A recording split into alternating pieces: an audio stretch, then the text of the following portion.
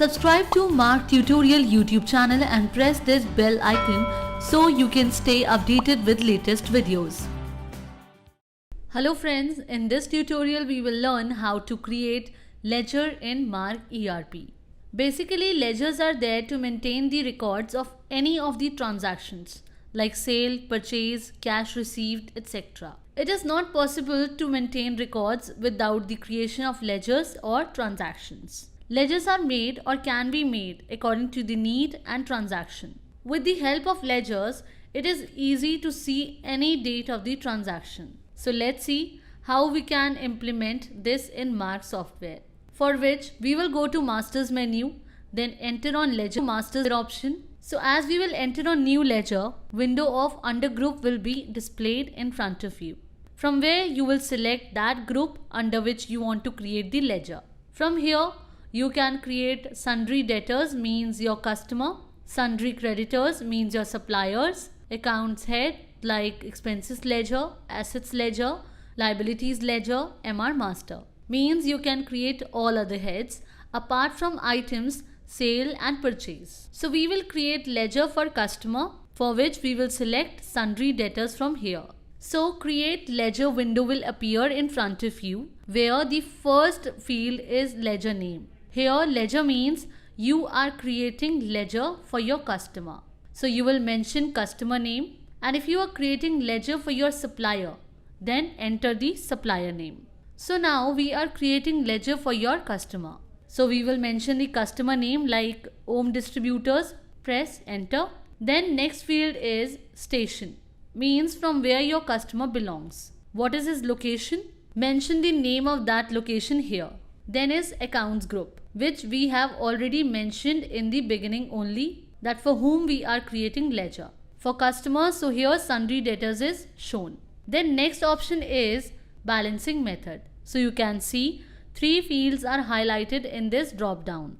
Bill by bill, fee for base, on account. Bill by bill means the creation of outstanding of the party will be bill by bill. Means when we will receive the payment from this customer, then against which bill the payment is coming. That window will be shown to you there, and it will also maintain the outstanding bill by bill. After this, next is FIFO base. In this, it will also maintain the outstanding, but when you will receive the payment from this party, then it will not display any window there that against which bill you have received the payment. Then here, whichever is your first bill or second bill, that will be maintained by software according to the FIFO base. Third option is on account. In this, it does not maintain the outstanding of the party, and when you will receive the payment from the party, then it will not display that against which bill you have received the payment. So you have to see in the ledger of the party only that how much amount you want to take from that party. So we will take bill by bill here. Press enter. After this, next is opening balance. If we want to take money from the party, so we can mention that amount here in opening balance, and you can choose from here that your amount is in debit or credit. If it is our customer, then we will mention the amount in debit, and if it is supplier, then in credit. Now we will press enter key. After this, next field is mail to. You will see that software has automatically picked that name only which we have mentioned in ledger name as a ledger, because when we create its bill here, then software prints the name which was in mail to. That will be displayed on the top of the bill. Then we will press enter key. Next is address. Here we will mention the address of the customer. Then we will mention the PIN code of that area of which your customer belongs. Then we will press enter. After that, we will enter the email address of the party. Then we will press enter. Then is the field is website. If the party has created any website, then you will mention the address of that website here. Press enter. Then mention the first name of the contact person like Harshit. Then press enter, and here enter the last name of the contact person, that is Kumar. After this, next is designation. Means what is the designation of the contact person. If he is proprietor, then you will mention proprietor here, and if he is manager or other, then you will mention that. For now, we will mention manager. Then here we will mention the phone number of the office of the party. If it's 1, then mention 1. If there is another number of the office, then mention it. Mention the mobile number of the party here, and if you want to give the residential number of the party, then mention that. Then next field is fax number.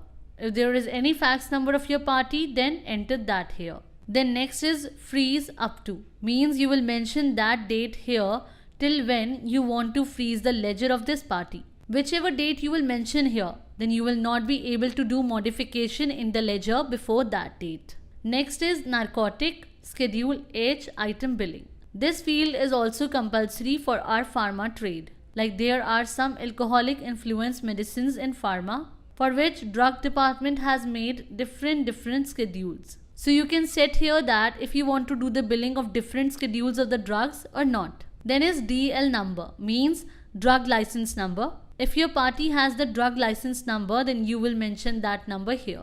And one thing you will take care of, if your party is not a pharma, then you can disable this field from setup. Then is expiry. In this field, you can mention the expiry date of DL number.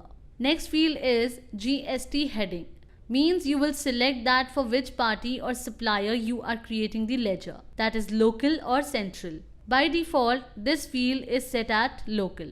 And if you want that whenever you will generate the bill of any party, then software needs to ask you the type. So for that, set ask local. If party is local and if it is of central, then set ask central.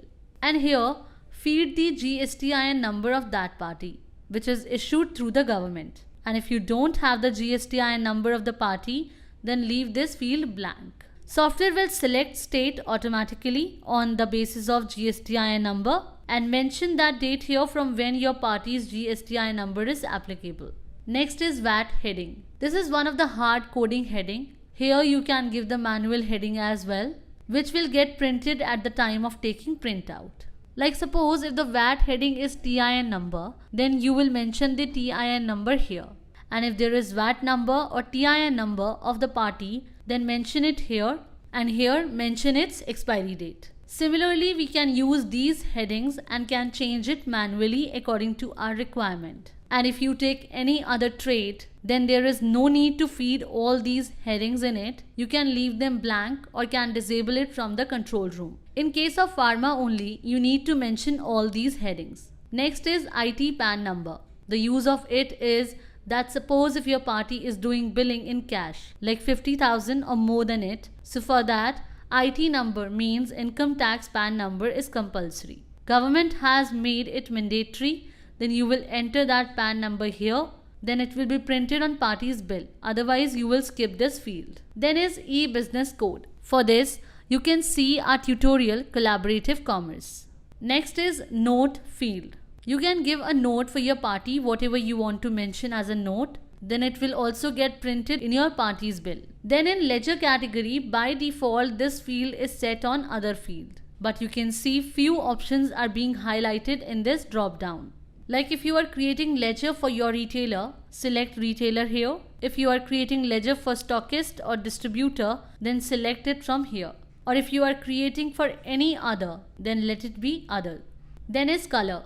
By default, this field is normal. You can choose color for the ledger of your party. Like suppose your party purchases more from you, gives more benefit to you, so you can mark it with red color or can choose any color according to you. Or any party who gives payment late, make issues to give payment or borrow the goods, so you can define any color for that particular party. Then is state. Software picks the field automatically. When you feed GSTIN number of the party in GST field, software will select the state of your party on that base. And if your party is unregistered, then press N in that case. So this window will appear in front of you and you can select the state of this party.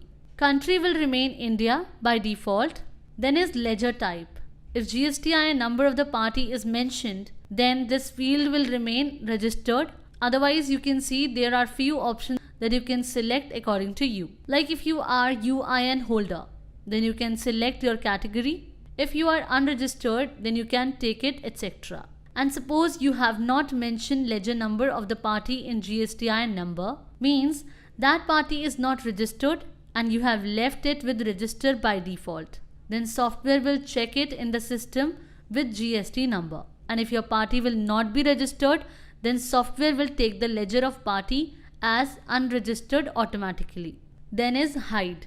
If you want to hide ledger of the party from the user, then you will do it yes, otherwise no. So friends, in this tutorial, we have learned that how we can create ledger in Marg ERP. Thank you.